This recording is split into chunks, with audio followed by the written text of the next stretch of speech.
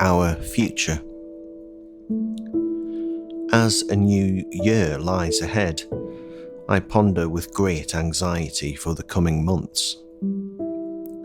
The COVID pandemic, the UK's exit from the EU costing billions, the decline of education, the NHS, the lack of church attendance, my family and their health, work, my own health, friends, colleagues and acquaintances are all a concern in what looks like to be another year filled with this fear of the COVID pandemic. Our freedom, liberty and mental well-being will once again be challenged. Climate change is imminent. Taxes increase and our ever-changing world seems to be on the brink of destroying itself. Hundreds of thousands developing a virus, many dying, and many more with severe illness.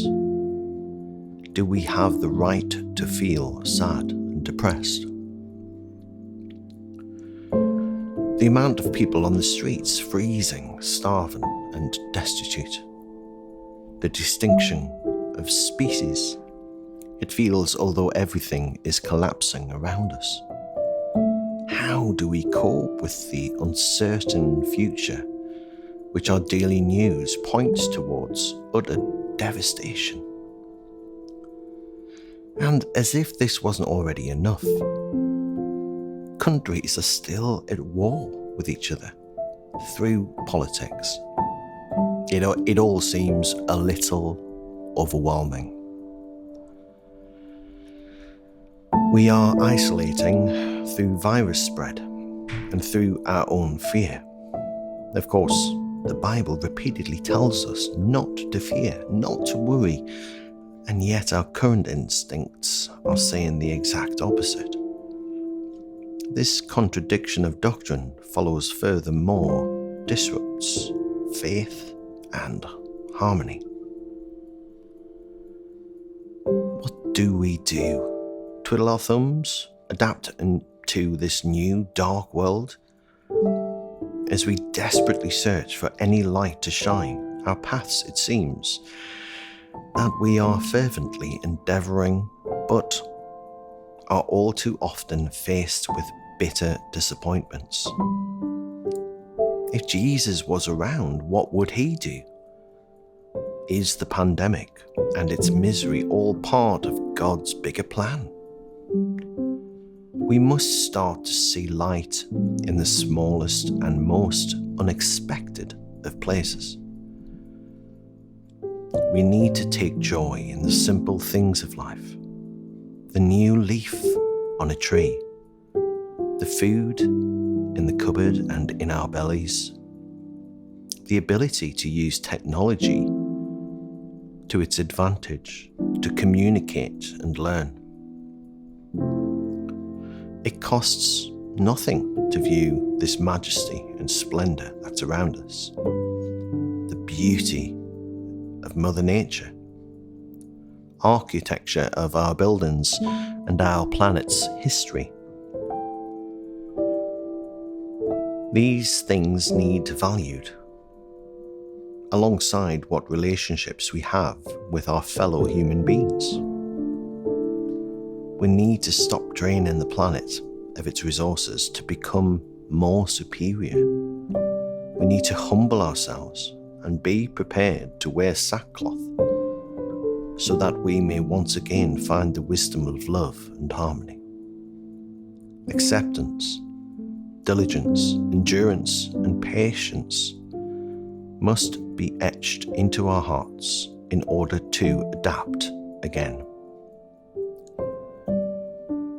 The powers causing our demise will eventually see the darkness that they are inflicting.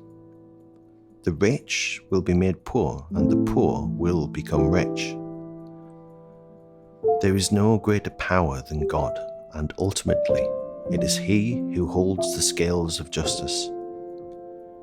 He knows those that worship and obey him. We need not fear anything more than God. The pandemic is not God's making, it's man's. Dear Father, on behalf of the people of Earth, I'm sorry for the way our race have tread its fellow man and the earth itself. I hope you can forgive us and save us from the terrible pandemic of illness, death and troubles. Amen. Today's reading is from Book of Psalms, Psalm 54. O God, save me by your name, and vindicate me by your might. O God, hear my prayer. Give ear to the words of my mouth. For strangers have risen against me. Ruthless men seek my life. They do not set God before themselves. Behold, God is my helper. The Lord is the upholder of my life. He will return the evil to my enemies. In your faithfulness, put an end to them. With a free will offering, I will sacrifice to you. I will give thanks to your name, O Lord, for it is good. For he has delivered me from every trouble, and my eye has looked in triumph on my enemies.